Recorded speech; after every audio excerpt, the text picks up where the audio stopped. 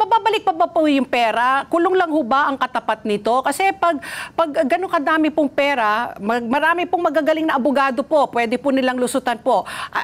Kasama rin ho ba sa tinitingnan nyo yan in aid of legislation? Kung paano po may ibabalik po sa taong bayan po ang pera, ganyang kalaki pong halaga na almost 600 million. Ito pala yung nasisili po natin dito sa Office of the Vice President at saka nung umupo siya bilang kalihim po ng edukasyon.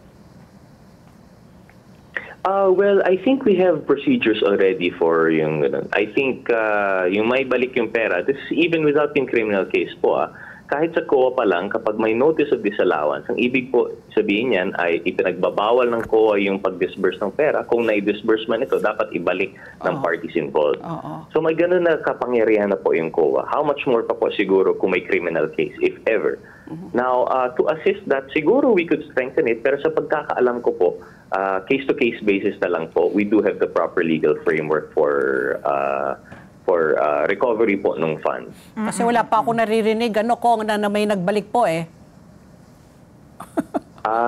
Siguro po, that's true. Most of the time, kasi sa sobrang tagal ng kaso po, after a while, baka wala na yung pera. Or sometimes, it's not even the fact. Kasi halimbawa, yung SDO, let's say benefit of the doubt, hindi naman talaga ginamit for hindi naman ninakaw.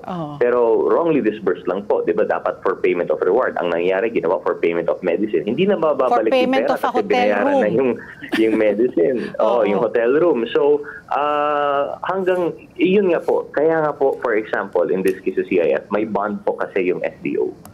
I think that's one of the things that we have to amend.